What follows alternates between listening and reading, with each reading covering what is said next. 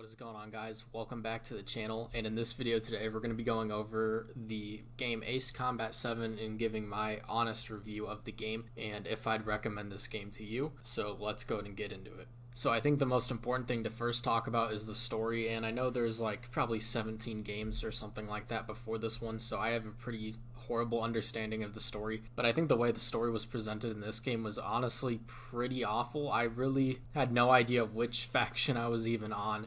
I kind of got the whole gist of the story near the end, and overall the story for me just wasn't there. I'm guessing if you're a diehard Ace Combat fan who's been playing this game since the first installment back in like 1995, you'd probably understand the story a lot better. But for me and for people who are just playing this game for the first time, they're not going to understand the story whatsoever. And that's honestly kind of disappointing. I was hoping they could go with like a standalone story with a little bit of pretext for that story and kind of do a spiritual reboot to the series. That way you get all these new players all on the same page. But unfortunately that wasn't the case, and unfortunately that kind of killed some of the story for me and kind of made the campaign a little unenjoyable in a story sense, at least. It was kind of disappointing, going to these places and fighting all these battles without understanding why I'm fighting these battles, who I'm fighting these battles against, and things like that. And honestly, it's something I'd really like to see them try to improve on for the next installment in this series whenever they plan on doing that.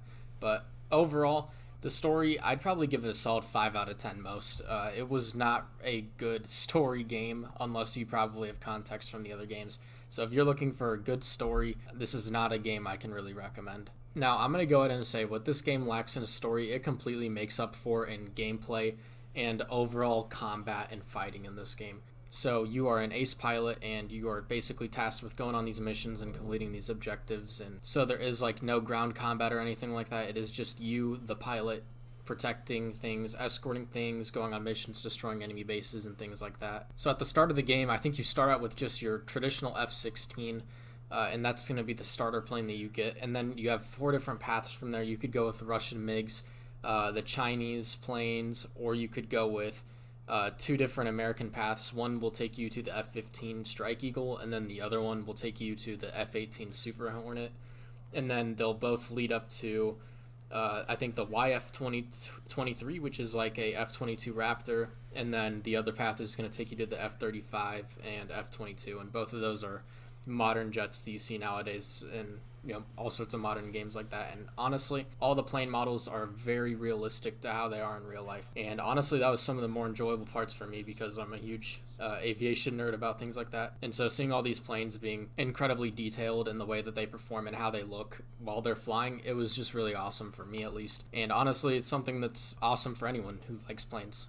You also have a special weapon slot that you can have things like railguns on. You can have air-to-ground missiles, air-to-air missiles, and things like that. So you can really customize your plane per mission, and it allows you to come in with whatever you need to be successful in that mission, which is honestly something that's a little underlooked in my opinion. Now for the actual combat, you are basically given full control of this plane. You don't have to worry about anything like G-forces, as much as I wish that was something you could throw into the game just to make it a little more tricky, but you're given all sorts of things to fight. You're given enemy fighters, you're given drones, you have boss fights against like experimental planes and things like that, and then there's these 2, David versus Goliath fights where you're fighting these motherships where they're like these drone carriers and things like that, and it's just really cool. And honestly, I thought all the boss fights were really well done, and it made you feel like a total badass when you're holding your own against these pilots that are really insane. And honestly, the gameplay was so much fun, and I loved the missions where you were going out and just bombing bases and just blowing everything up. However, there were like 3 or 4 missions in there, and it's all in the first half of the game that really just sucked. We're having to like fly through a sandstorm and find these targets in a certain amount of time, and honestly they just were really not that great.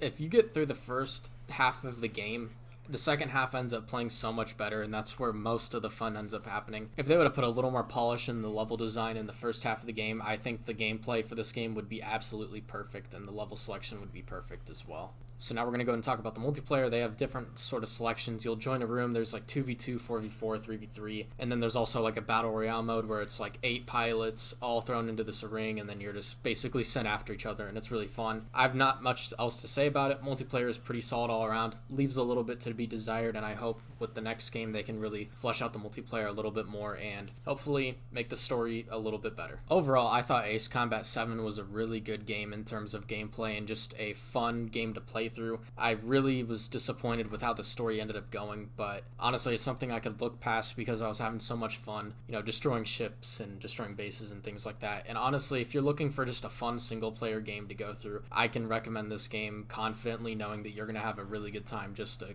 come back home from work and just play a game. Overall, I recommend this game a ton. If you have Xbox Game Pass, it is on there, so if you don't want to buy the game and just want to try it out, go to Game Pass. It's going to be way cheaper than just actually buying the game. Anyway, that's all I've got for this video, guys. If you did enjoy the video, make sure you slap a like on it and make sure you are subscribed to the channel, and we will see you in the next video. Stay hydrated. Peace out, boys.